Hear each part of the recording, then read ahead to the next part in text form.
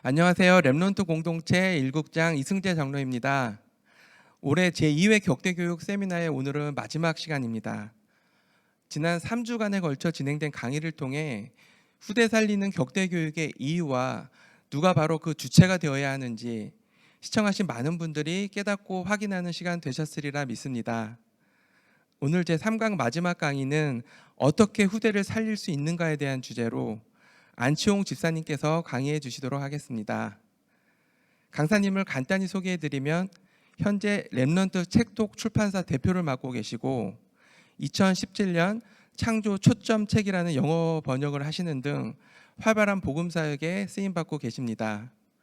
자, 그럼 오늘 마지막 강의를 통해서 시청하시는 모든 분들, 특히 조부모님들과 예비 조부모님들께서 복음적 격대 교육의 주역으로 새롭게 도전하시길 기원하겠습니다.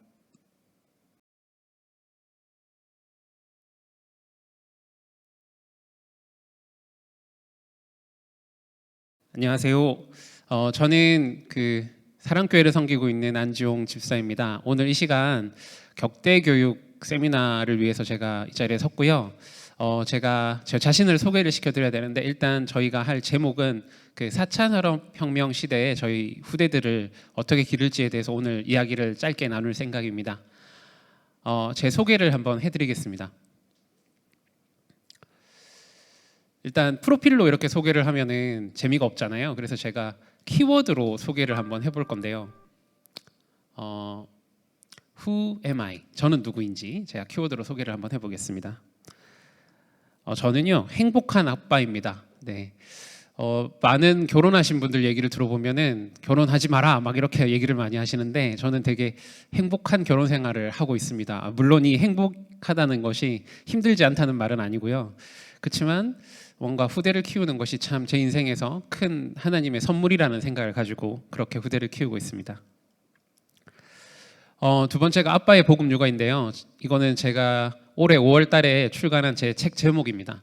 강의 중에도 말씀드리겠지만 저는 이제 후대 교육을 놓고 되게 오래전부터 기도해오고 있었고 네, 그렇게 또 이렇게 인도를 받고 있어가지고 네, 그런 책을 내게 됐습니다.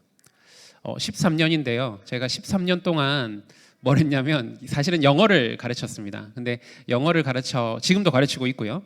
근데 영어만 가르치는 게 아니라 제가 계속 기도하면서 인도받다 보니까 어느덧 후대 교육, 리더십 교육, 그다음에 부모 교육까지 이렇게 하게 되었습니다.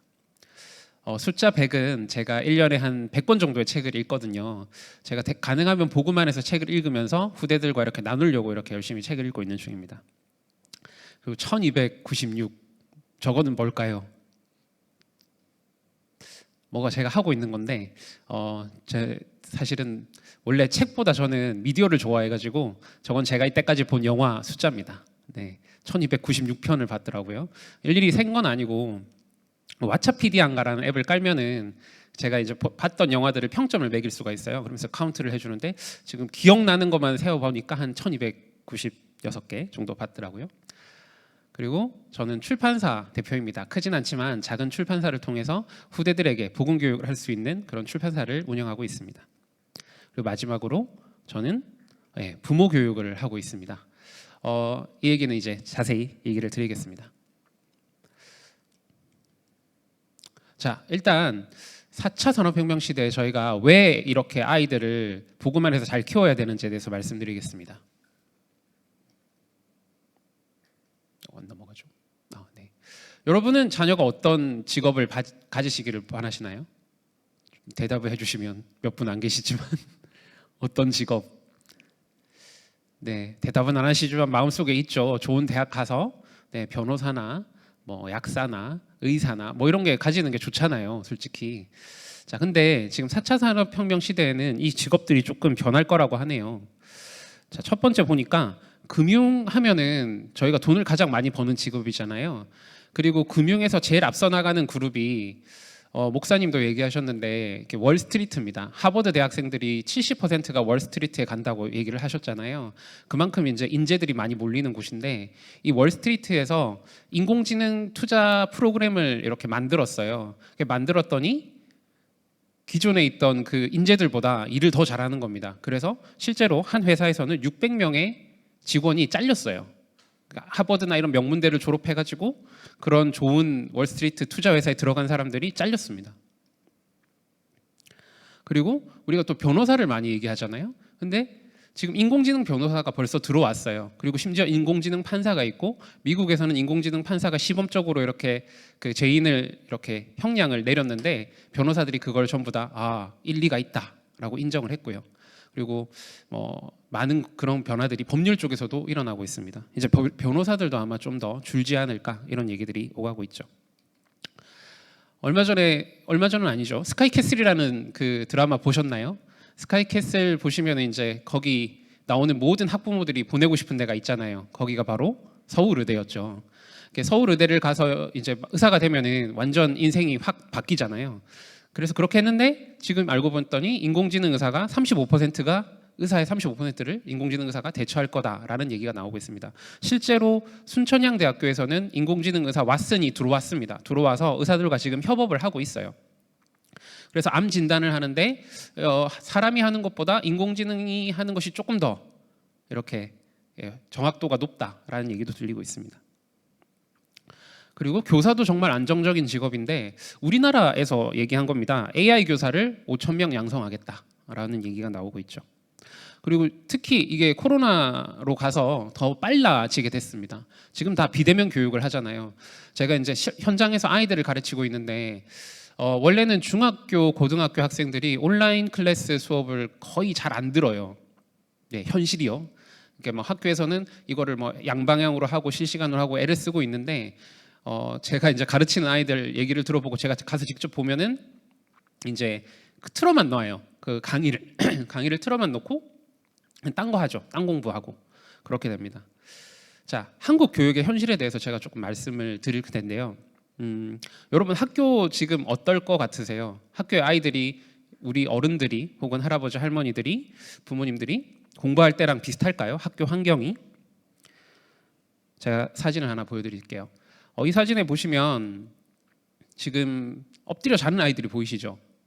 저게 그 현실입니다. 생각보다 많이 저러고 있고요. 초등학교에는 저렇지 않아요. 중학교 때부터 시작이 되고 고등학교 때 가면은 이제 학교마다 조금 다릅니다. 이렇게 좋은 학교는 좀 덜 자고 나쁜 학교는 많이 자는데 과목별로 좀 다르긴 한데 그 별로 중요하지 않은 과목 같은 경우 혹은 또 학교가 조금 이렇게 공부를 많이 안 시킨 학교의 경우 90%까지 자는 교실도 있다고 제가 들었습니다. 이건 직접 아이들한테 들은 거고요.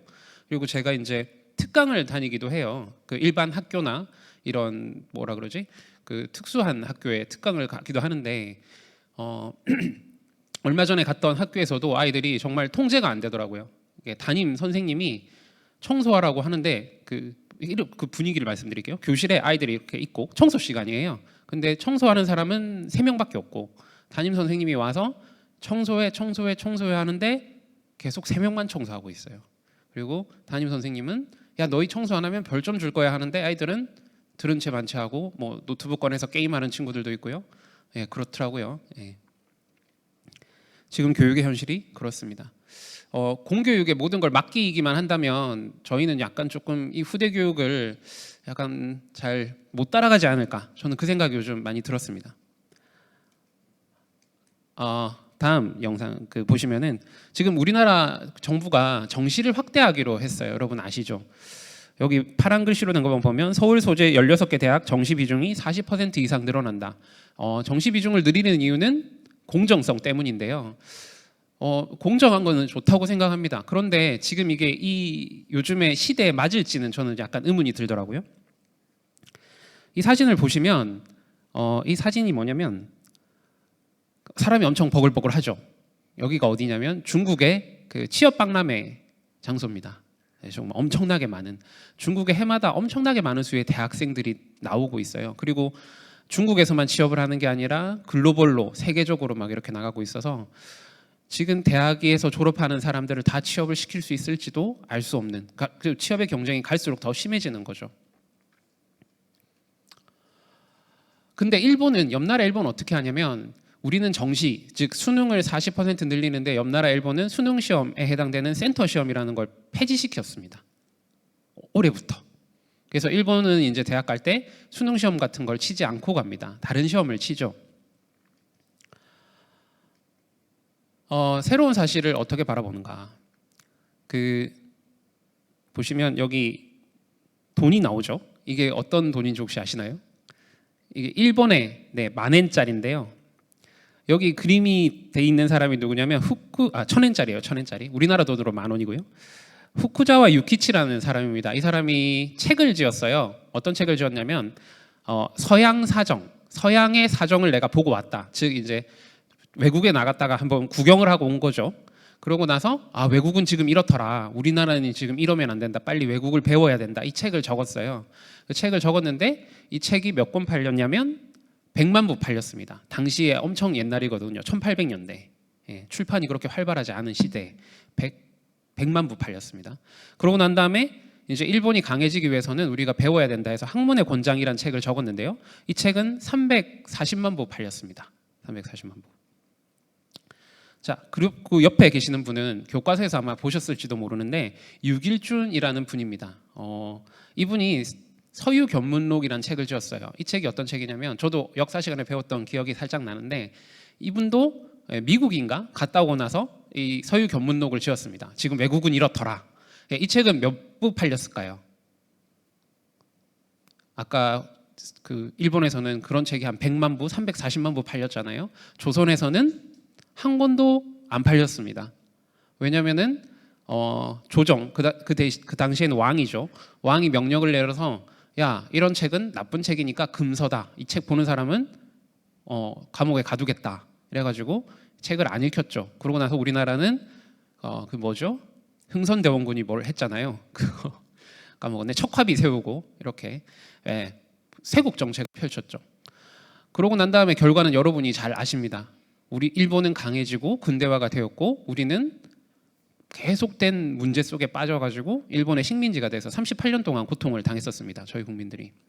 어떤 새로운 변화들이 일어나고 있는데 그 변화들이 당황스럽죠. 4차 산업혁명이다, 뭐 포스트 코로나다, 뉴노멀이다, 이런 것들 말만 들어도 사실은 머리가 지끈지끈하거든요. 저도 얼마 전에 4차 산업혁명과 포스트 코로나에 관련된 책을 읽다가 되게 좀 가슴이 좀 약간 좀 우울해지는 거예요. 너무 많은 변화들이 빨리빨리 벌어지고 있고 이거 도대체 어떻게 해야 되나 싶은 생각이 들 정도죠.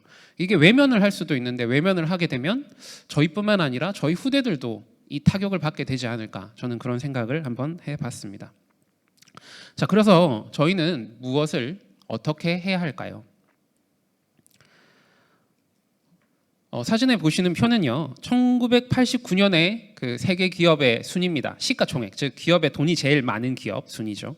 1위가 NTT, 일본이죠. 일본 흥업은행이 2위, 스미모토 은행이 3위, 후지은행이 뭐 4위 이렇게 쭉 있고 IBM 뭐 이렇게 있는데요. 대부분 다 이렇게 뭐 제조업이나 금융업 쪽입니다. 근데 2018년에 시가총액 1위는요, 애플, 아마존, 구글, 마이크로소프트, 페이스북, 알리바바, 버크셔 해서웨이, 텐센트 8위까지 중에서 7개가 IT 기업이에요. 예. 우리나라는 뭐 삼성은 11인가 12인가 그랬고요. 여기 중국에도 2개가 있는데 알리바바랑 텐센트라는 데가 있는데 알리바바는 뭐 하는 데냐면 전자상거래 하는 데입니다. 전자상거래 물건 파는 거죠. 우리도 이제 해외 직구할 수도 있죠. 이제 제일 웃긴 거는 텐센트입니다. 텐센트는 뭐냐면 원래는 여기가 이제 우리로 치면은 카카오톡이에요. 카카오톡을 게다가 뺏겼어요. 예. 카카오톡을 뺏겨서 장사를 중국에서 하다가 잘 된 거죠. 그래서 돈을 많이 벌어서 게임에 투자를 했습니다. 요즘 그 아이들 게임 많이 하잖아요. 그 게임이 돈을 엄청나게 벌어다 줬습니다. 엄청나게 벌어다 줘서 텐센트는 지금 뭐 카카오톡 같은 채팅 앱으로 시작을 해서 게임 그리고 지금은 모든 전자상거래 게다가 뭐 오프라인 시장까지 진출을 해서 거대 기업이 되었죠. 지금 돈이 어디 몰리고 있는지 저희가 잘 알아야 우리 후대들한테도 그런 부분을 잘 알려줄 수 있으니까요. 네, 다음 넘어가겠습니다. 싱귤레러티라는 말이 있습니다. 특이점이라는 뜻인데요. 이게 뭐냐면 어떤 특정한 시점인데 설명을 해드리죠. 이렇게 정의가 되어 있습니다. 파란 부분만 보면은 미래학에서 문명의 미래 발전의 가상 지점이죠. 기술 변화가 급속도로 급속히 변함으로써 그 영향이 넓어져 인간의 생활이 되돌릴 수 없도록 변화가 되는 기점을 의미합니다. 이렇게 얘기하는 사람들도 있고, 그러니까 어떤 기술이 너무 발달해서 아예 삶의 모든 것이 바뀌어 버리는 거죠. 그게 바로 싱귤레러티고요. 그리고 인공지능 학자들은 이렇게 얘기합니다. 인공지능의 지능이 전체 인류의 지능을 넘어서는 때가 싱귤레러티, 특이점이다라고 합니다. 상상이 안 되죠. 인공지능이 인간보다 훨씬 더 똑똑해지는 시대. 그 시대가 올 거라고 얘기를 하고요. 미래학자들은 그걸 언제쯤 생각하냐면 2045년으로 생각을 합니다. 자, 이런 엄청난 변화가 올 거기 때문에 준비를 해야 되잖아요. 그래서 이 미래학자면서 유명한 레이 커즈와일이라는 사람이 싱귤레러티 대학을 만들었습니다. 이 대학에서는 세계 각국의 리더들이 모여가지고 앞으로 이러이러한 변화가 올 텐데 우리들이 어떻게 대처를 해야 될까라는 걸 벌써 얘기를 하고 수많은 얘기들 그런 것들이 나오고 있습니다. 리더들을 키우고 있습니다. 인재들을 키우고 있죠. 제가 얼마 전에 재밌는 얘기를 하나 들었는데 프랑스에서 지금 이슬람이 늘어나고 있습니다. 이슬람이 되게 늘어나고 있어요. 이슬람은 아이들을 많이 놓잖아요. 그래가지고 그 이슬람이 만약에 정권을 장악하게 되면 딱 하나 이슬람이 양보하지 않는 게 있다고 하는데 그게 뭐냐면 교육입니다. 정치든 경제든 내가 다 양보할 수 있는데 교육만은 내가 붙잡고 있어야겠다. 왜냐? 미래 후대들로 모든 것이 결정되기 때문입니다. 지금 우리가 이런 세상을 살아가고 있는데 이걸 제대로 준비하지 않는다면 저희 후대들이 아주 중요한 것들을 놓치게 되는 그런 일이 생기겠죠. 제가 추천드리는 영화입니다. 인공지능에 대해서 이게 좀 옛날 영화입니다. 2001년 영화인데 제가 아주 저도 예전에 봤죠. 근데 요즘에 인공지능 얘기를 들으면 이 영화가 저는 떠올라요. 그림에 보시면은 그 웬 뭔가 허연 외계인 같은 게 보이죠. 그리고 옆에 있는 아이가 보이죠. 둘 다 인공지능 로봇입니다. 미래에는 인류가 멸망을 하고 로봇들이 살아남을 것이다. 그런 걸 이제 스티븐 스필버그 감독이 2001년에 이미 얘기를 했고 지금 벌써 미래학자들이 다시 그 얘기를 꺼내고 있습니다. 네, 프레카리아트라는 말 들어보셨나요? 프레카리아트가 뭐냐면은 단순 노동자인데요. 극빈층을 얘기하는데 두 번째 그 화면에서 보시다시피 미래 계급도입니다. 미래 계급도. 1계급은요 0.001%의 기업인들, 인공지능 기술자들입니다. 플랫폼이죠. 뭐 유튜브나 구글을 소유한 사람이고 2계급은 뭐 인기 있는 연예인이나 정치인. 그리고 3계급은 놀라지 마십시오. 사람이 아니라 인공지능. 그리고 4계급 나머지 99%는 단순 노동을 하면서 가난하게 살아가는 프레카트리아트라고 이렇게 얘기를 하고 있습니다. 물론 논문이죠. 확실한 건 아니고요. 서울대에서 유기훈 교수팀이 이런 논문을 냈습니다. 그럼 저희는 이 세 개의 리더들이 어떻게 준비하고 있는지 봐야 되잖아요.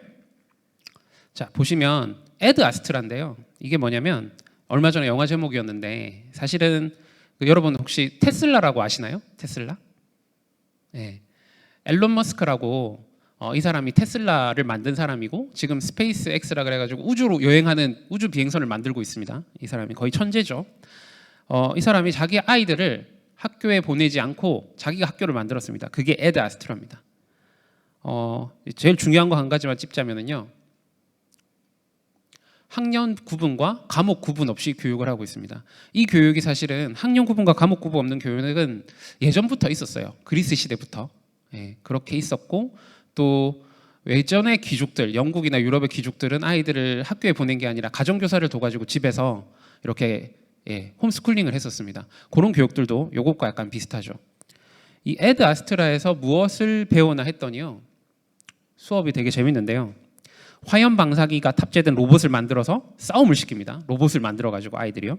그다음에 기상 관측용 기구를 띄우거나 전자기 펄스를 이용한 실험을 하고 그 다음에 각각 북한 대표랑 미국, 중국 대표를 대표를 맡아가지고 토론을 합니다. 앞으로 이 비핵화는 어떻게 할 것인가, 앞으로의 이 경제나 정치는 어떻게 할 것인가라는 얘기들을 나누고 있습니다. 이 교육들이 지금 저희 학교 교육들과는 너무나 많이 다르죠.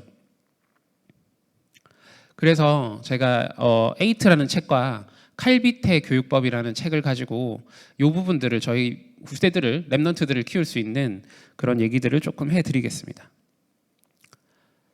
자, 첫 번째인데요. 디지털을 차단하고 창조자로 키워라. 얼마 전에 길을 가다가 봤어요. 유모차에 아기가 자고 있었어요. 아기가 자고 있었는데 어떻게 자고 있었냐면 얼굴에 스마트폰을 올려놓고 자고 있었습니다. 이게 보는 게 아니고 스마트폰 보다가 잠드는 거예요. 한 돌 정도 됐나 모르겠어요. 요즘 식당이나 이런 데 가시면은 되게 많이 보시죠? 그런 거. 예. 그런 게 막 넘쳐나더라고요. 아이들한테 너무나 스마트폰을 많이 주고 있는데 구글의 CEO인 에릭 슈미츠라는 분이 이렇게 말했습니다. 컴퓨터를 끄고 잠시 아날로그로 좀 살아보십시오. 컴퓨터를 끄고 휴대폰을 내려놓으면 우리 주위에 인간이 있음을 발견하게 된다. 손자가 걸음마를 시작하는 순간 손을 잡아주는 기쁨은 그 어느 것과도 비교할 수 없다라는 말을 했습니다. 이 사람은 우리가 컴퓨터를 많이 켜고 핸드폰을 많이 봐야 돈을 버는 사람이잖아요. 근데 에릭 슈미츠는 오히려 컴퓨터를 끄라고 하네요. 모든 IT를 만드는 사람들이 몰려 있는 곳이 미국의 실리콘밸리입니다. 그 실리콘밸리에 초등학교가 하나 있는데요. 그 학교 이름이 발도로프 스쿨입니다. 발도로프 스쿨이 좀 특이한 게 뭐냐면 IT 기기가 하나도 없습니다. 거기는 컴퓨터도 없고요, 전자칠판도 없고요, 탭도 없고요. 예. 전부 다 예전처럼 분필과 지우개, 그럼 노트, 필기, 그다음에 판서 이런 것들로 수업이 이루어집니다. 실리콘밸리에 있는 그 IT 최전선에서 일하는 사람들, 즉 아이폰이나 구글을 만드는 사람들이 자기 자식들을 여기로 보내고 있습니다. 이상하죠? 자기들은 우리한테 물건을 팔아먹고 자기 아이들은 이거를 안 쓰는 교육을 시키고 있습니다. 요즘 이런 얘기가 나와요. 미국 상류층에서는 디지털을 얼마나 차단하고 잘 절제시키고 이렇게 교육시키느냐가 그 교육의 격차라고 얘기를 하고 있습니다. 네. 그러면 과연 목사님도 그러셨잖아요. 뭐 안 보게 하는 게 최선인가? 그건 아닌 것 같거든요. 그래서 제가 말씀드릴게요. 일단 이거를 쓰면서 단순히 가지고 놀게만 하지 마시고요. 철학적, 수학적 관점에서 IT 기기를 보게 하셔야 됩니다. 그러니까 왜 이런 기술을 만들었지? 이 기술이 왜 인기가 있을까? 이건 만든 사람이 할 수 있는 거잖아요. 그냥 이거 재밌어 이게 아니라 왜 이러니까 재미있지? 그럼 이거는 도대체 어떤 원리로 이렇게 작동을 하는 거지? 왜 사람들이 이걸 좋아하지? 왜 이걸 싫어하지? 이런 거에 질문을 하고 그 작동 원리나 이런 것들을 알게 해야 되는 거죠. 그런 거는 이제 부모님이 해주셔야죠. 가만히 내버려 둔다고 아이들이 그렇게 잘 되진 않거든요. 자, 이제 제일 중요한 거 3가지만 말씀드리면은 인공지능 기기를 차단하는 능력을 가진 아이를 만드셔야 됩니다. 절제할 수 있는 아이. 이 절제하고 못하고가 큰 차이거든요. 그 다음에 새로운 인공지능을 창조할 수 있는 능력을 가진 아이를 만드셔야 됩니다. 그다음에 집중력과 상상력 그리고 절제하는 능력을 가진 아이로 키우셔야 됩니다. 요거는 이제 절제 훈련 부모님이 함께 하셔야 됩니다. 그다음에 조기 교육과 적기 교육에 대한 얘기가 있는데요. 요즘에 영재 교육이 활발하죠. 여러분 어떻게 생각하실지 모르는데 요즘 영재 교육보다는 적기 교육에 대해서 얘기가 많이 나오고 있어요. 그러니까 아이들 너무 어릴 때부터 많이 가르치면은 오히려 그 뇌에 안 좋은 영향을 미칠 수 있다고 하더라고요. 그래서 보면은 제가 꼭 해드리고 싶은 얘기가 많은 거 교육시키는 거 좋고 다양한 경험을 해주는 건 좋은데 지나친 압박이나 독촉은 금지입니다. 영적 문제를 불러옵니다. 이거 심각하거든요. 요즘에 여러분 길 가다가 그 소아정신과 보신 적 있으세요? 소아신경정신과 그게 한 10년 전만 하더라도 없었어요.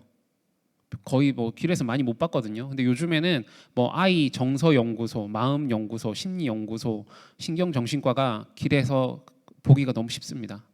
그게 스마트폰 보급과 지나친 또 선행학습이나 이런 것들 때문에 오거든요. 실제로 역사적 인물 중에서도 존 스튜어트 밀이라는 사람이 어릴 때부터 완전 영재 교육을 받았어요. 아버님이 되게 엄격하게 가르쳤거든요. 근데 이 친구가 영적 문제가 왔어요. 막 우울증 오고 해서 엄청 젊었을 때 고생했거든요. 그 외에도 뭐 여러 가지 예들이 이 책들에 나옵니다. 그래서 조금 조심해 주시고요. 그래서 저는 사실 영재 교육보다는 복음 교육이 진짜 좋다는 생각이 들었어요. 최근에 저는 요즘에 아이한테 주로 복음 교육, 복음 각인만 많이 시키거든요. 얘기하고 복음적인 얘기하고 그리고 학습적인 부분은 흥미를 보이면 그냥 가르쳐요. 흥미를 보이면 대신 기회를 주고요. 그렇게 하고 있습니다. 네. 몬테소리 교육에 대해서 들어보셨나요? 몬테소리의 포인트는요. 자율성입니다. 자율성. 아이들에게 다양한 것들을 하게 해주고 관찰하는 거거든요. 제가 뭐 저희 아이를 기르면서도 그렇고 수많은 육아책을 읽어봐도 하나 발견한 건 뭐냐면 아이들을 잘 관찰하셔야 돼요. 이 아이가 어디에 관심을 보이고 무엇을 잘하는지 관찰해 주셔야 돼요. 그래서 그걸 이렇게 할 수 있도록 격려를 해주셔야 됩니다. 네. 그래서 칼비트 교육법에 보면은 뭐 이런 자세한 얘기는 한번 읽어 보시면 좋을 것 같아요. 계속 제가 얘기했던 얘기입니다.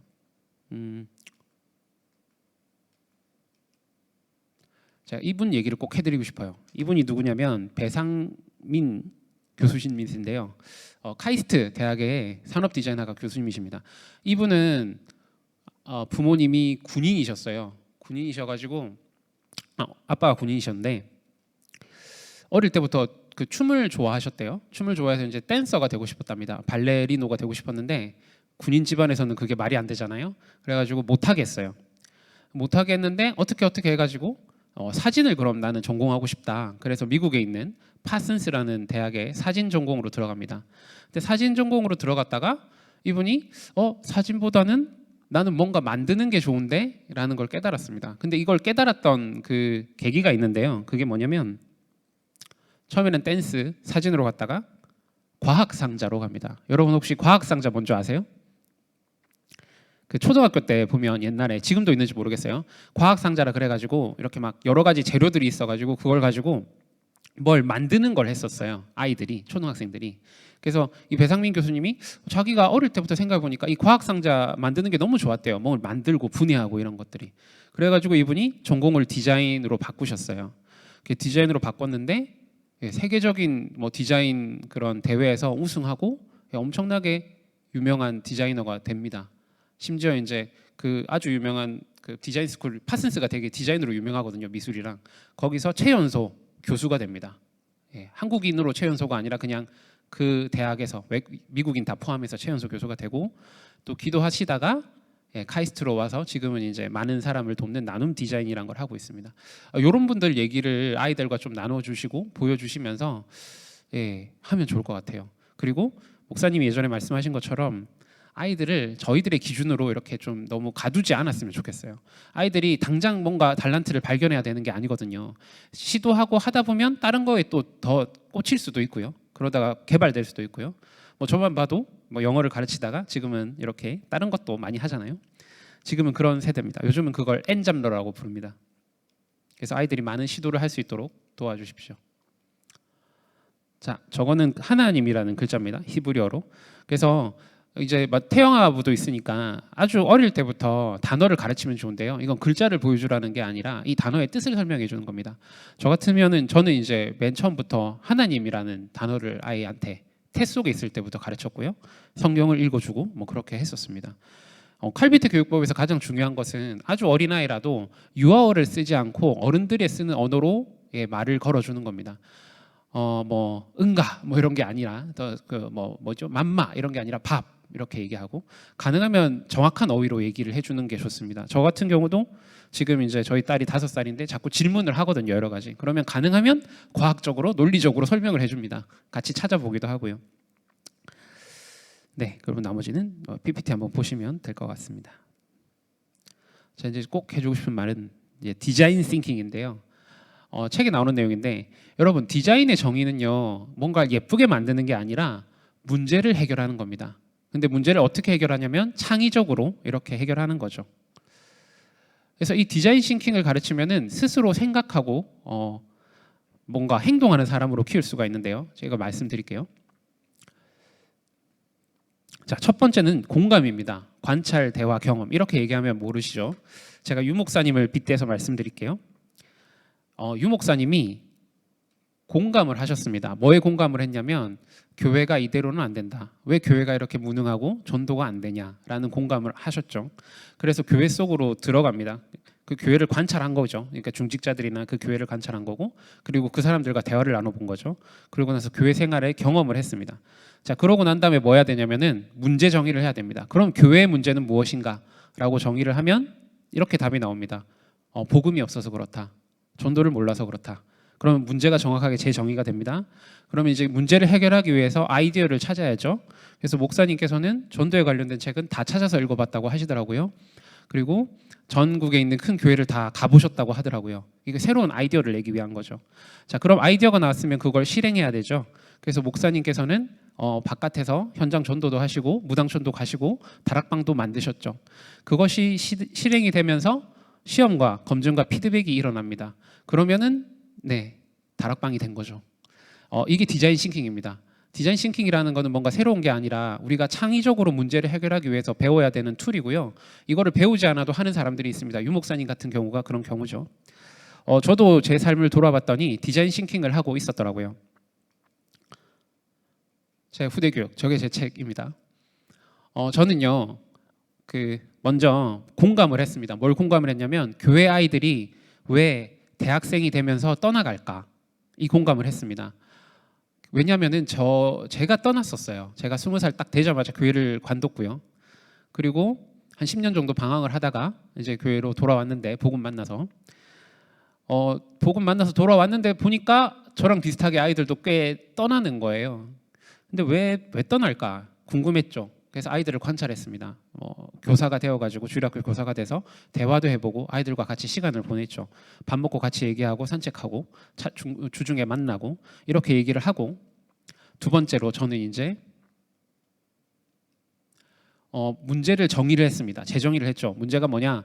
아이들한테 문제가 있느냐, 사회에 문제가 있느냐, 교회에 문제가 있느냐, 뭐 여러 가지 생각을 했는데 결국은 가정에 문제가 있다라는 생각이 들었습니다. 그래서 이 가정의 문제를 해결하기 위해서 어떻게 해야 될까라는 생각을 했죠. 그래서 저희 팀을 만들었고요. 책톡 팀을 만들어서 팀원들과 함께 어떻게 하면 좋을까 얘기를 나누고 책톡을 시작했고 부모 책톡을 시작하고 출판을 시작하게 되었습니다. 그래서 결과들이 나오고 있는 중이죠. 이게 디자인 싱킹입니다. 그러니까 랩넌트들과 우리 후대들과 해야 될 건 뭐냐면 어떤 문제가 있으니 이 문제를 해결하려면 어떻게 해야 될까? 그러면서 기도도 하고 같이 묵상도 하고 아이디어를 내서 실행해 보는 거죠. 불신자들은 이걸 하면서 새로운 세상을 만들고 있습니다. 디자인 싱킹에 대해서 몇 가지 얘기를 더 해드릴게요. 저기 나오는 할머니가 보이시죠? 사실 할머니가 아니고요. 26살의 여자입니다. 패트리샤 무어라는 디자이너인데요. 이 여자가 할머니 분장을 하고 3년을 살았습니다. 어떻게 했냐면은 안경을 썼는데 안경은 이제 일부러 흐린 안경, 눈이 안 보여야 되니까. 그리고 가발 쓰고 몸은 이제 이렇게 몸은 뭐 이렇게 꽁꽁 둘러쌌어요. 허리를 구부정하게 만들려고. 그리고 다리에는 철제 보조기구를 달아서 못 걷게 만들었어요. 지팡이를 잘 못 걷게 지팡이를 쥐고 이렇게 살았는데 왜 3년을 살았느냐 물어봤더니 자기 할머니가 있는데 할머니가 요리가 취미인데 나이가 드시니까 요리를 못 하신대요. 못하는 이유가 뭐냐 했더니 냉장고 문이 너무 퍽퍽해서 안 열리고 잼을 따려고 하는데 잼 뚜껑이 너무 이렇게 빡빡해서 안 따이고 뭐 여러 가지 조리기구를 쓰는데도 불편하더라. 그래서 도대체 할머니의 문제는 뭘까 공감한 거죠. 그리고 경험한 거죠. 그리고 아이디어를 계속 내고 실행을 했더니 이분이 뭘 만드셨냐면 그 유니버셜 디자인이란 걸 이분이 만들었습니다.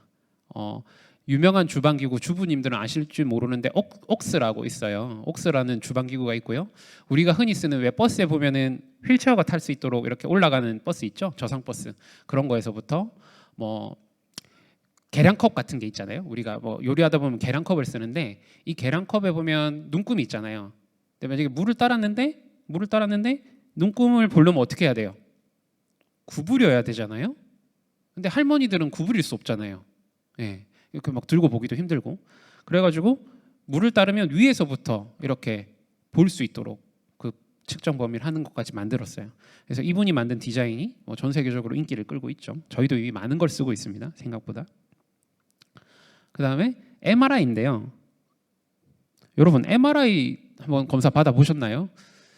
저는 뭐 MRI까지는 아니고 CT는 한번 받아본 적 있는데 되게 기분이 묘하더라고요. 커다란 통 안에 들어가가지고 뭐가 윙 도는데 되게 기분이 이상했어요. 근데 아이들이라면 어떨까요? 한 2~3살 아이들이 MRI 검사를 받아야 된다면 되게 무섭겠죠. 그래서 실제로 미국에서 MRI 검사를 할 때 아이들을 마취를 시켰습니다. 마취과 의사가 와가지고 애들이 무서워하니까 MRI에 들어가는 그거를 이제 마취를 시켜서 아이를 보냈어요. 되게 위험하잖아요. 어른들도 마취는 좀 위험할 수 있는데 비용도 돈도 너무 많이 들고 그래가지고 이거를 디자인 싱킹으로 해결하려고 했습니다. 그래서 해결을 했어요. 아이들 얘기 듣고 그래서 어떤 걸 만들었냐면 이런 걸 만들었습니다. 네, 사진에 보시다시피 MRI를 해적선 모양으로 만들었어요. 그리고 또 우주선 모양으로 만들었어요. 그래서 MRI 검사하는 사람이 아이한테 이렇게 얘기하죠. 얘야 이제 너 우주선을 탈 거야. 그러면 저기 누우면 이제 우주로 갈 거거든. 로켓가 발사가 될 거야. 그럼 우웅 소리가 날 거야. 이렇게 얘기를 합니다. 그럼 아이들이 어떨까요? 아이들은 되게 재밌어합니다. 마취가 필요 없어진 거죠. 그러니까 단순히 디자인하고 몇 가지 말하는 디렉션을 바꿨을 뿐인데 문제가 해결이 된 거죠. 저는 이 디자인 싱킹이라는 것 자체가 사실은 성경에서 왔다고 생각하거든요. 성경에 많은 문제들이 있고 그걸 다 해결하는 과정들이 있잖아요. 그런 것처럼 우리 랩런트들이 이런 과정들을 좀 많이 거쳤으면 좋을 것 같습니다. 네, 그래서 아이들한테 이런 질문을 하고 프로젝트를 하면 좋을 것 같아요. 세상에 존재하지 않는데 세상에 필요한 것을 만들어봐라. nobody죠, nobody. nothing이죠. 아무것도 없는데 모든 사람이 쓸 수 있는 everything, everybody가 될 수 있는 그걸 만들어 보는 거. 그것이 바로 창의성이라고 생각을 합니다. 강의를 준비하면서 많이 들었던 생각은 우리 후대들 교육을 지금 랩런트들이 받고 있잖아요. 교회 안에서 말씀을 받고 이렇게 포럼을 하고 있는 것이 사실은 전부 다 4차 산업혁명에 가장 좋은 교육을 받고 있다라는 생각이 들었습니다. 네. 자, 그 다음으로 이제 트리바움인데요. 트리바움은 뭐냐면 이거 고대부터 내려오는 교육 방식인데 간단합니다. 철학서를 읽고 이해하는 능력, 문법 파악이라고 하죠. 그다음에 철학서에 터득한 사고법을 도구 삼아 생각하는 능력, 논리학. 그다음에 생각을 글로 쓰고 말로 하는 수사학인데요. 이거를 복음적으로 바꿔보면 이렇습니다. 말씀을 듣고 이해하는 문법 파악입니다. 말씀을 듣고 이해하는 거죠. 그다음에 세상을 말씀으로 재해석하는 논리학. 그다음에 포럼을 통해 다른 사람의 공감을 얻는 수사학. 조금 더 쉽게 설명을 드리자면 일단 우리 랩런트들에게 제일 필요한 거는 말씀을 듣고 이해하는 능력입니다. 요즘에 그 스마트 기기를 너무 일찍 사용하다 보니까 아이들이 독해력이 많이 떨어졌습니다. 독해력이 떨어져서 말씀 이해하기가 힘들어요. 그래서 그런 부분들을 어릴 때부터 책도 좀 읽히면서 부모님이 성경도 같이 읽고 포럼하고 설명해 주시면서 그걸 능력을 키워 주셔야 됩니다. 이걸 하지 않으면 아이들이 강단 말씀을 들어도 이게 무슨 말이야 이러고 넘어가는 경우가 되게 많거든요. 그리고 이걸 재해석하는 것도 반드시 해주셔야 됩니다. 말씀이 그냥 어떤 텍스트로 남아 있으면 그 자기께 되지 않거든요. 저도 어릴 때 그래서 교회를 좀 떠났다는 생각이 드는데 이 말씀이 내 삶에 적용이 되고 내 문제에 적용이 되면 응답이 오잖아요. 그 응답이 오면 떠날 일이 없죠. 근데 이제 그게 안 되니까 그래서 저희가 이 말씀을 재해석하는 부분들을 부모님과 조부모님들이 꼭 해주셔야 됩니다. 그리고 포럼을 통해서 표현하는 능력을 길러주셔야 됩니다. 일본이 그 센터 시험 수능을 없애고 이제 도입한 게 뭐냐면은 IB라고 해서 인터내셔널 바칼로레아라는 걸 도입했습니다. 인터내셔널 바칼로레아가 뭐냐면 수업 방식이요. 어떤 글을 읽고 토론을 하고 내가 그걸 쓰고 이런 방식이에요. 그러니까 가만히 앉아서 선생님이 얘기해 주는 걸 듣는 게 아니라 같이 이렇게 대화도 나누고 팀원들을 만들어서 문제도 해결하고 아까 디자인 싱킹이라고 얘기했잖아요. 디자인 싱킹은요 스탠퍼드 대학에서 D스쿨이라는 데서 하고 있어요. 디자인 스쿨인데 거기선 이제 학교 수업을 어떻게 하냐면 이런 엄청 커다란 건물에 그 부스가 있습니다. 조그만한 부스가 있어요. 그럼 그 부스마다 팀을 하나씩 넣습니다. 팀을 넣어가지고 각 팀마다 이 문제를 해결해봐 이렇게 하거든요. 그럼 팀들이 자기들끼리 얘기하고 포럼하고 나눠서 아이디어 만들어서 실험해보고 해서 자꾸 문제를 해결하는 거예요. 실질적으로. 그러니까 지금 시대는 이제 인공지능이라는 게 간단하게 말하면 그냥 지적인 능력을 대체하는 겁니다. 인간의. 그럼 기계가 할 수 없는 걸 해야 되잖아요. 기계가 창의적인 문제 해결 능력은 없거든요. 예, 우리가 할 수 있는 건 그게 아닐까라는 생각을 한번 해봅니다. 그다음에 5번째로, 이거는 넘어가겠습니다.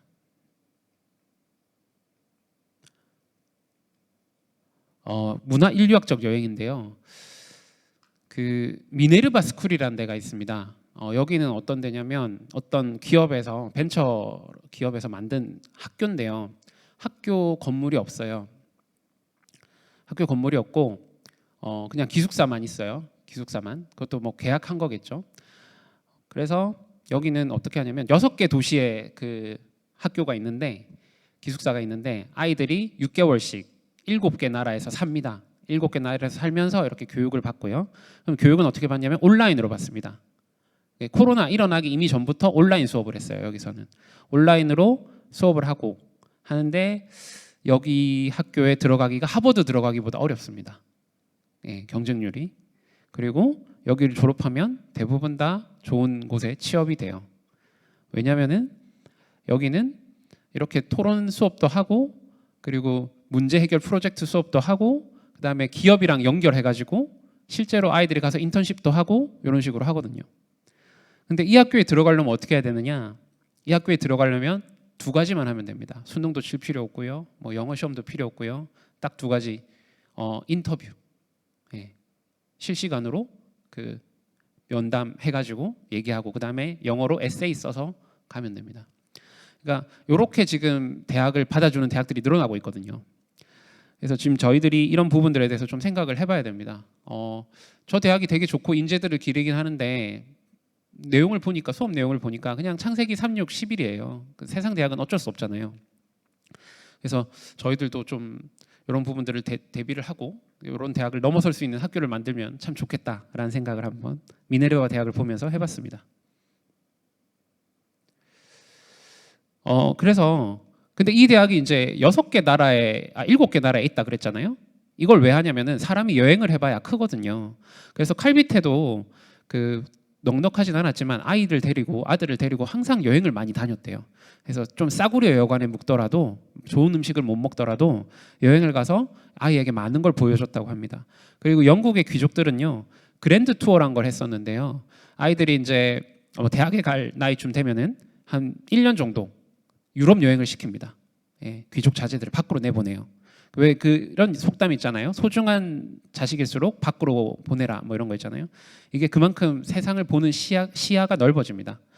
그리고 이제 미네르바 대학이 좋은 이유가 6개월 정도 어디서 산다고 생각해 보세요, 여러분. 그러니까 한 며칠 여행하는 거랑 내가 거기서 한 6개월을 산다? 그러면 이제 진짜 그 삶을 볼 수 있겠죠. 거기 있는 뭐 영적 문제도 볼 수 있을 것이고 경제 흐름도 볼 수 있을 것이고 다양한 것들을 배울 수 있잖아요. 이런 인재들을 키우고 있습니다. 세상적인 교육에서요. 저희는 어떻게 해야 될까? 제가 생각을 해봤는데요. 저희는 선교 여행을 가면 어떨까 생각을 해봤습니다. 저도 결혼하고 한 번씩 이제 해외 여행을 가는데 주로 선교사님이 계신 곳으로 갑니다. 거의 이제 저번에 작년에는 선교사님 없는데 한번 갔는데 너무 안 좋더라고요. 그래서 이제 저는 완전 마음을 먹었죠. 꼭 선교사님이 계신 곳에 여행을 가서 아이와 함께 선교사님을 만나고 포럼도 하고 얘기를 들어봐야겠구나. 그리고 선교지 현장을 보여줘야 되겠구나. 왜냐면 저도 선교에 대해서 안 품었었거든요. 예전에 청년 시절에. 근데 선교지를 가보니까 그게 품어지더라고요. 그러니까 가만히 앉아가지고 여기 선교해야 돼 이렇게 하는 거는 한계가 있잖아요. 그래서 가능하면 많은 곳으로 여행을, 지금은 뭐 코로나라 힘드니까 국내라도, 네, 교회라도 투어를 해보시면 참 좋을 것 같습니다. 네, 부모와 동행하고 백문이 불여일견입니다. 자, 그다음에 6번째, 나에서 너로 우리를 보라인데요. 이게 복음하고 아주 관계가 깊어요. 그 창세기 3장이 나 중심이잖아요. 내가 신이 되는 거잖아요. 그래서 지금 세상의 사람들은 다 자기 중심에 빠져 있습니다. 우리나라도 점점점 우리를 잃어가고 있죠. 개인주의화가 되어가고 있습니다. 1인 가구가 늘어나고 있고 이제 코로나가 더 이렇게 번지고 있기 때문에 더 사람들을 만나려고 하지 않죠. 같이 모이는 걸 꺼리고 자기만 뭐 있으면 되고, 그리고 즐길 것들이 넘쳐나죠. 재밌는 것들, 뭐 넷플릭스라든가 뭐 이런 거 많고, 그래서 너무나 개인주의 성향으로 바뀌고 있거든요. 그러면 이제 공감할 수 있거나 이런 능력이 떨어져요. 기계가 할 수 없는 유일한 게 지금 공감이고 창의성인데 그걸 놓치는 인간이 되면 안 되잖아요. 그래서 이런 참다운 인간성 회복 교육이 필요합니다. 근데 진짜 참다운 인간성 회복이 뭘까 생각을 해봤는데 복음이 최고잖아요. 복음이 진짜 인간을 회복시키는 거지 않습니까? 저는 그런 생각을 해봤습니다. 네. 톤도의 사랑 교육. 그 가장 낮은 데서 피는 꽃이라는 책이 있는데 여러분 꼭 한번 읽어보시면 좋겠는데, 여기서 그 기독교인이십니다. 김숙향 선교사님이 필리핀에서 아주 가난한 아이들을 가르치는데요. 되게 성경적이고 복음적인 교육을 합니다. 그렇게 했더니 이 빈민 아이들이 완전 다른 사람이 되는 거예요. 여기서는 아이들 평균 학력 성적이 80점입니다. 평균이요. 여러분 그 고등학교 수학 평균 몇 점인 줄 아세요? 고등학교 수학 평균 뭐 학교마다 다르겠지만 뭐 50점, 40점, 네 그래요. 네 초등학교는 당연히 높죠. 근데 고등학교는 그래요. 근데 여기는 평균이 다 80점. 근데 왜 그런지 이유를 들어봤더니 누가 못하잖아요. 못하는 아이가 있으면 진도를 안 나가요. 옆에서 친구들이 가르쳐 줍니다. 근데 그 교육공학에도 그게 있는데 아이들이 가장 많이 배울 때 학습하기 제일 좋은 방법이 내가 티칭해 주는 거거든요. 그러니까 잘하는 아이들은 못하는 아이를 티칭해 줘서 또 자기도 공부가 되고, 못하는 아이는 배워서 또 능력이 올라가죠. 그러니까 같이 점수가 올라가니까 평균 80점이 나오고, 여기서 뭐 사교육도 없는 이런 데서 필리핀에 있는 최고 대학에 가는 인재들이 나옵니다. 예, 정말 열악하거든요. 쓰레기 말이라고 불리는 곳입니다. 톤도가. 저희도 이제 복음 안에서 그렇게 할 수 있지 않을까. 저희 랩넌트들은 8번째 랩넌트들은 한 명이 아니잖아요. 연대죠, 연대. 같이 8명이 아니구나. 그 마지막 8번째 랩넌트들은 함께 가는 거니까요. 원리스니까요. 그런 생각을 한번 해봤습니다. 칼비트 교육법에서도 이 부분에 대해서 얘기를 많이 합니다. 저는 여기 2번째 책임감 얘기를 꼭 해주고 싶어요. 4살 때부터 자기 일과 집안일 하기. 네, 자기 역할을 좀 시켜주면 좋겠어요. 아무리 아이가 소중하더라도 해야 할 일이 있잖아요. 그것들의 책임감을 좀 길러줬으면 좋겠고, 아이들도 어릴 때부터 집안일에 참여하면 되게 자존감이 올라갑니다. 그리고 저번에 주에 보면 지능보다는 믿음이나 도덕이나 행복이나 아이의 명랑함이 더 중요하다고 칼비테는 얘기했었습니다. 네, 그리고 동정심을 보여주고 가르친다. 전도 선교 현장에 간다. 자원봉사도 한다. 이런 것들 너무 좋죠. 그리고 제가 제일 중요하게 생각하는 거, 아주 어릴 땐 괜찮은데 이제 아이가 어린이집을 다니고 유치원 다니고 학교를 다니면 그날의 상처들을 가지고 집에 돌아옵니다. 여러 가지 문제들을 가지고요. 그때마다 복음으로 밤마다 아이에게 답을 주셔야 돼요. 유대인들이 그 아이가 잠들기 전에 꼭 베드타임 스토리를 읽어주거든요. 왜 그걸 하냐면 그 마음을 위로해주기 위해서예요. 위인 얘기도 해주고 신앙인물 얘기도 해주고 그리고 아이 얘기도 들어줍니다. 그러면 아이가 기도하고 자는 거죠. 그러면 뭐 상처 없이 자는 거잖아요. 그럼 편하게 잘 거고 더 성령 충만해지겠죠. 그런 거 해주셔야 돼요. 그러니까 뭐 갔다 왔다고 해서 이제 자, 잘 시간 됐어, 자 이렇게 하지 말고 재밌는 얘기도 해주시고 무슨 얘기가 있었는지 마음에 힘든 건 없었는지 들어주고 복음으로 재해석해 주시고 답을 주시는 그런 시간을 가지면 좋을 것 같습니다. 자, 이제 결론으로 들어가고 있습니다. 마켓 3.0이라는 책이 있는데요. 이게 무슨 책이냐면 마케팅에 관한 책이에요. 근데 마케팅에 관한 책인데 저기서 뭐라고 그러냐면은요. 영성 있는 마케팅이 필요하대요. 그러니까 그냥 물건 파는 쪽인데 영성이 필요하다. 가치가 필요하다 얘기를 해요. 어떤 가치냐면 이제 기업들이 단순히 좋은 물건 잘 만들어서 파는 게 아니라 사회 공헌도 하고 사회를 더 낫게 만들어야 한다. 그런 기업들이 앞으로 더 잘 될 것이다라고 이 제일 그 마케팅에서는 대부거든요. 필립 코틀러라는 분이 그렇게 얘기를 했습니다. 그래서 우리 아이들을 키울 때는 공감 능력, 창의력, 그리고 소통 능력 가진 인재를 키워야 되고 무엇보다 중요한 거, 제일 밑에 적은 거, 기술의 발전과 함께 오는 영적 문제를 해결할 수 있는 아이들을 기르셔야 됩니다. 랩넌트가 사업을 하면 다르지 않겠습니까? 단순히 물건을 잘 만들어서 팔고 이런 게 아니라 정말 사람을 살리는 일을 하겠죠. 그게 바로 영성이거든요. 그런 시대가 이미 도달을 했다고 얘기를 하고 있습니다. 그리고 저희는 천재가 아닌 영적 서밋을 키워야 됩니다. 지금 필요한 것이 무엇인가 이거를 생각할 수 있어야 되죠. 그리고 저는 칼비테에 대해서 약간 의문을 가져봤습니다. 이 칼비테가 완전 천재거든요. 책 읽어보시면 알겠지만 완전 천재예요. 근데 완전 천재인데 성격도 너무 좋고 네, 건강하기까지 해요. 정말 이런 자식으로 키우면 소원이 없잖아요. 저도 그렇거든요. 근데 한 가지 제가 질문을 해봤어요. 근데 이 칼비테는 도대체 무슨 일을 했지? 10대의 교수가 됐어요. 10대 교수가 됐고 그 논문을 또 잘 썼대요. 괴테에 관련된 논문을 썼다고 합니다. 예. 근데 칼비테 주니어가 천재고 영재인데 전도와 선교에 어떤 역할을 했을까요? 라고 질문을 한번 해봤거든요. 별로 한 게 없는 거예요. 예. 이 사람이 세상의 문제를 해결해 줬나? 영적 문제에 빠진 사람들한테 도움을 줬나? 라고 물어본다면 제가 알기로는 그런 자료가 없는 거예요. 천재고 영재고 행복한 인생을 살았으나 진짜 가치 있는 인생을 살았다고는 저는 할 수 없다는 생각이 들었었습니다. 우리 아이들은 칼비테를 넘어서는 아이들로 키울 수 있겠다는 생각이 들었습니다. 천재가 아니더라도요. 네. 자, 그래서 지금 필요한 것은 영적인 서밋입니다. 인공지능이 절대 할 수 없는 한 가지는 원래 인간의 형상인 영성입니다. 그래서 이걸 발견해주기 위해서 아이를 면밀히 관찰하고 달란트를 찾아서 발전시켜 주어야 합니다. 이 아이가 기도를 어떻게 할지도 여러분들이 잘 찾았고 도와주셔야 돼요. 기도라는 게 단순히 무릎 꿇고 앉아 있는 게 아니잖아요. 호흡을 할 수도 있는 거고 찬양을 할 수도 있는 거고 걸으면서 뛰면서 할 수도 있는 거니까요. 앞에 말했던 배상민 교수님이란 분은 기도를 어떻게 하냐고 물어봤더니 주로 걷더라고요. 그리고 저분은 춤을 좋아하셔가지고 춤추면서 기도도 하시고 그래서 막 춤추다가 영감이 떠오르기도 하고 그런다고 하더라고요.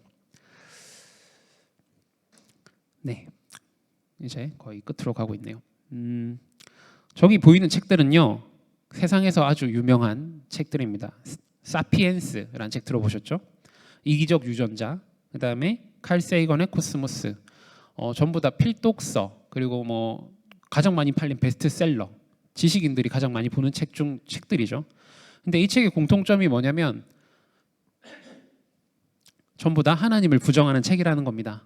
하나님을 부정하고 창세기 3,6식일에 그대로 들어가 있습니다. 우리 아이들이 지금 가서 공부를 하는 학교, 대학교에서는 이런 사람들이 아이들을 가르치고 이런 사상으로 그 분위기 속에 아이들이 있게 될 거죠. 하나님을 대적하는 지식이 높아지고 있습니다. 스스로 신이 되려고 하는 호모데우스, 그 사피엔스를 쓴 유발 하라리가 쓴 책이 호모데우스거든요. 이 호모는 인간 영장류 종을 말하고요. 호모. 그 다음에 데우스는 신입니다. 즉 신이 되는 겁니다. 인간이 신이죠. 바로 성경이 말하고 있는 그대로 지금 하고 있는 겁니다. 그래서 성경 구절이죠. 고린도전서 10장 5절 하나님을 아는 것을 대적하여 높아진 것을 다 무너뜨리고 모든 생각을 사로잡아 그리스도에게 복종하게 하니. 그래서 저희가 키워야 할 렘넌트들은 이 하나님을 아는 것에 높아진 대적하는 지식을 무너뜨릴 수 있는 렘넌트들을 키워야 됩니다. 그래서 조부모님과 부모님들의 역할이 너무나 중요한 거죠. 사진을 보시면 로봇을 때리고 있죠. 어떤 기분이 드시나요? 잔인한가요? 근데 대부분 사진을 보면 저러면 안 되는데 이럽니다. 근데 로봇가 고통을 느낄까요? 안 느낄까요? 안 느끼겠죠. 근데 사람들은 저거 학대야 이렇게 얘기합니다. 신기하죠. 그리고 다음 문제는 뭐냐면 이제 로봇의 윤리에 대한 얘기들 나올 겁니다. 저희 첫 번째 그림은 만화책입니다. 우라사와 나오키의 플루토라는 건데 여러분 아톰 아시죠? 아톰. 아톰을 이제 리메이크한 건데요. 저기 남자애가 아톰이에요. 이 만화책은 뭘 다루고 있냐면 로봇의 윤리와 정체성에 대해서 다루고 있습니다. 로봇이 인간을 죽일 수 있는가 없는가. 뭐 이런 문제가 실제로 벌써 그렇게 저기 지식인들 사이에서는 얘기가 나오고 있습니다. 그다음에 업그레이드란 그 영화가 있는데 이것도 인공지능 그 어떤 칩이 범죄를 일으키는 내용입니다. 이런 것들을 보시면서 한번 생각해 볼 필요가 있죠. 앞으로 다가올 문제에 대해서. 저희가 이제 다가올 영적 문제라면 뭔지 잘 모르잖아요. 근데 이제 이런 영화들이나 책들을 보면 대충 준비가 될 겁니다. 아, 이런 거구나 예상도 할 수 있고. 자, 이 남자는요. 영화 제목이 허입니다. 허. 이게 로맨스 영화인데 이상하죠. 로맨스 영화인데 왜 포스터에 남자 주인공밖에 없을까요? 그 여자 주인공이 사람이 아니기 때문입니다. 여자 주인공이 사람이 아니라 뭐냐면 인공지능 OS입니다. 그 구글이나 시리 같은 거죠. 네, 뭐 빅스비나 뭐 이런 거죠. 말하면 대화해주고 뭐 이렇게 하는 건데 이건 이제 미래니까 좀 엄청나게 사람 같은 그런 인공지능이죠. 대화 다 들어주고 도와주고 위로해주고 뭐 칭찬해주고 다 해주는 거예요. 인공지능이 핸드폰 안에 들어있는 게. 그래서 이 남자가 인공지능과 사랑에 빠지는 내용입니다. 충분히 이런 일이 뭐 벌어질 거라고 저는 생각합니다. 이미 벌써 물건과 사랑에 빠지는 사람들이 영적 문제를 가지고 있거든요. 네. 프란시스 베이컨이라는 철학자가 종족 우상이란 걸 얘기를 했는데요. 그게 뭐냐면 모든 것을 다 인간처럼 생각하는 겁니다. 모든 것을 다 의인화하는 거죠. 이렇게 되면 뭐가 되냐면 물건하고도 얘기를 할 수 있는 거죠. 이거 약간 그렇죠. 물건하고 얘기를 한다. 목사님이 자주 얘기하시는 왜 물병에 절하면 물병에 멱사가 일어나잖아요. 이 영적 문제거든요. 그러면서 사람들과는 소통하지 않게 되는 상태. 앞으로 올 영적 문제입니다. 지금 1인 가구 늘어나면서 집에 있는 사람들 많죠. 출근도 안 해도 되죠. 그럼 이제 집에 박혀가지고 할 수 있는 것들이 이제 뭐 별로 없어지잖아요. 그래서 인간과 소통은 하지 않고 기계와 혹은 뭐 온라인상에서만 소통을 하게 되겠죠. 이게 주체와 객체 간에 사실은 인간이 주체인데 물건을 만들었는데 물건하고 이렇게 뭔가 우정을 느끼고 실제 사람들하고는 멀어지는 겁니다. 영화 허에서는 이게 이상적인 여자친구예요. 절대 잔소리도 안 하고 모든 걸 다 이해해주고 위로해주잖아요. 근데 이제 프란시스 베이컨은 뭐라 그랬냐면 이런 세상을 옛날 사람인데 이런 세상을 행복한 정신병원이라고 얘기를 했습니다. 지금 어떻게 보면 사람들이 그런 정신병원 속에 들어가고 있는 거죠. 영적 문제가 이렇게 드러날 겁니다. 그래서 제가 여러분들한테 꼭 해드리고 싶은 얘기는 자녀와 함께 시간을 보내주십시오. 네. 스마트 기기나 이런 데 맡겨놓지 마시고 학원으로만 너무 자꾸 보내지 마시고요. 학원도 보내셔야죠 물론. 그렇지만 그리고 함께 시간을 좀 보내면서 이 다양한 얘기들을 좀 해주시고요. 유대인들이 신앙을 전수하는 가장 키포인트 중에 하나가 안식일이거든요. 근데 유대인들은 안식일에 회당에 가서 예배 드리고 그 다음부터는 이제 집에 와서 하루 종일 가족들이랑 있는다 그러더라고요. 전날부터 예배 드리기 전에 안식일 전날 안식일이 이제 금요일 밤부터 시작이거든요. 금요일 밤에 모든 가족이 모여서 예배하고 뭐 이렇게 밥 먹고 예배하고 계속 교제를 하죠. 그러고 나서 회당에서 예배 드리고 집에 와서는 또 가족들하고 계속 얘기하고 밥 먹고 함께하는 시간은 어떤 것으로도 대체할 수가 없습니다. 그래서 부모님들이 가능하면 아이들과 많이 얘기해 주시고 관찰해 주시고 복잡한 얘기를 드렸을지 모르지만 결론은 되게 간단하네요. 같이 시간 보내주시고 무엇보다 아이를 좀 투명하게 바라봐 주세요. 그 아이가 가진 재능, 꼭 여러분 내가 이 아이를 이렇게 만들어야겠다 이런 것보다는 하나님이 우리 아이에게 무엇을 주었을까? 하나님이 얘한테 원하는 건 뭘까? 그래서 저는 제 자식에게 무슨 직업을 가져라 이런 생각 지금 하나도 없거든요. 그냥 잘 관찰하고 있어요. 얘가 어떤 길로 가면 될까? 뭐가 얘가 잘하는 걸까? 그래서 그게 복음적으로 재해석될 수 있도록 도와주기만 하는 게 부모의 역할이거든요. 유 목사님이 그러셨잖아요. 여러분 기준으로 아이를 가르치지 마라. 그러면 망친다. 미래를 연구하다 보니까 책을 읽다 보니까 더 확실하게 확신이 왔습니다. 저희는 알 수가 없습니다. 미래학자들도 알 수가 없대요. 저희 후대들이 20년, 30년 후가 이제 특이점이 이제 한 20몇 년 남았네요. 걔네들이 얘기하는 게. 그때 어떤 세상이 벌어질지 몰라요. 그래서 저희들이 뭐 이런 기준을 가지고 있는 것이 참 어떻게 보면 부질없다라는 생각이 들었고요. 진짜 복음에서 영성을 준비하고 이렇게 교회에서 하고 있는 것들이 너무나 중요하다라는 생각이 들었습니다. 저희가 사실은 다 가지고 있어요. 말씀 최고의 책인 성경이 있죠. 그걸 가지고 복음의 말씀으로 풀어주죠. 그걸 가지고 말씀을 붙잡고 재해석하고 삶에서 적용하죠. 그러면서 복음으로 문제를 해결하죠.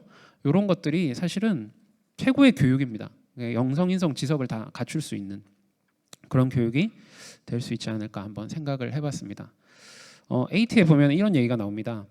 어쩌면 인공지능은 더 이상 기계처럼 살고 싶지 않다는, 이제는 진정한 인간의 삶을 살고 싶다는 인류의 오랜 바람에 응답해서 나온 게 아닐까. 인공지능이 나오기 전에도 사람들이 되게 많이 바쁘게 기계처럼 살잖아요. 지금 인공지능은 인류에게 이렇게 묻고 있는 듯하다.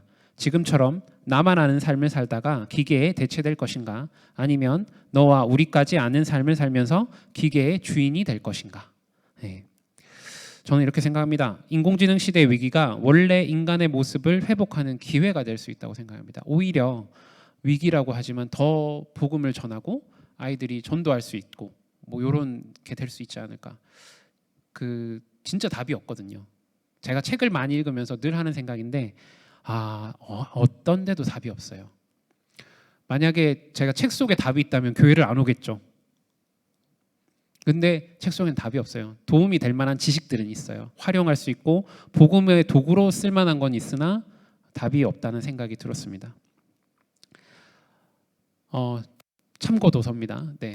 칼비테 공부의 즐거움, 좋은 책입니다. 이거는 칼비테 목사님의 아들 칼비테 주니어가 적은 책입니다. 자기가 아빠랑 생활이 어땠고 행복했대요. 아주 내용이 좋습니다. 아빠의 복음 요가도 있고요. 4차 산업혁명과 그리스도인의 삶, 이거를 좀 4차 산업혁명을 영적 위기로 이렇게 해가지고 적은 책입니다. 별로 두껍지 않은 약간 논문 형식의 책이고요. 그리고 이지성 씨가 지은 내 아이를 위한 칼비테 교육법도 한번 읽어보시면 좋을 것 같고, 스마트폰으로 부터 아이를 구하라. 스마트폰 문제에 대해서 고민 많으신 분들은 한번 읽어보시면 좋을 것 같아요. 그다음에 포노사피엔스, 앞으로 다가올 미래가 어떻게 될 것인지 잘 설명을 해놓은 책입니다. 그다음에 평생 유치원이라고 해서 이걸 교육을 하면 아이들하고 이런 교육을 하면 참 좋겠다 싶은 내용이 있고요. 유쾌한 이노베이션은 디자인 싱킹에 대해서 자세하게 설명을 하고 있는 책입니다.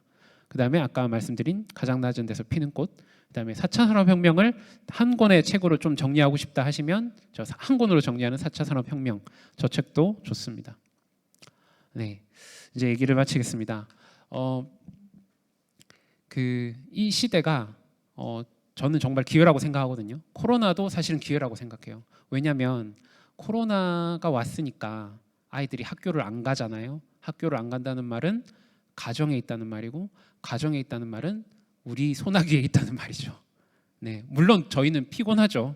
아이가 집에 있으면 부모님들 막 우울증도 온다는 얘기도 있지만, 그렇지만 오히려 교회랑 연합하고 또 가정끼리 연합해가지고 더 복음 교육을 할 수 있지 않을까, 더 복음을 심어줄 수 있지 않을까.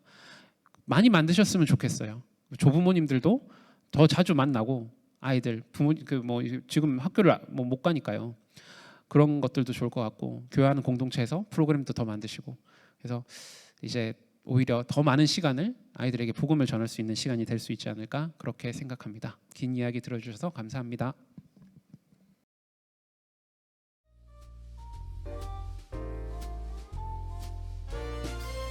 네, 제2회 후대 살리는 격대 교육 세미나 어떠셨습니까? 첫 번째 강의로 왜 후대를 살려야 하는가, 두 번째 강의로 누가 후대를 살려야 하는가? 그리고 오늘 세 번째, 어떻게 하면 이 후대를 살릴 수 있는가? 이런 주제를 가지고 세 번의 강의를 모두 들었습니다. 여러분의 마음속에 또 받은 은혜, 또 잡은 기도 제목이 있을 줄로 믿습니다. 오늘은 이 댓글창에 오늘 잡은 기도 제목, 또 오늘 받은 은혜, 이번 강의를 통해서 느낀 점, 이런 것들을 댓글에 기록을 해주시기를 부탁드리겠습니다. 이번에는 부서별로 저희가 뽑겠습니다. 부서별로 기록을 해주시면 각 부서별로 뽑아서 소정의 선물을 드리도록 하겠습니다. 아셨죠? 부서별로 기록을 해주시는 겁니다. 네, 이렇게 해서 제2회 후대 살리는 격대 교육 세미나 모든 순서를 마치겠습니다. 여러분, 우리는 예배 시간에 예배의 축복을 누리며 예배 시간에 다시 만나도록 해요. 여러분, 안녕!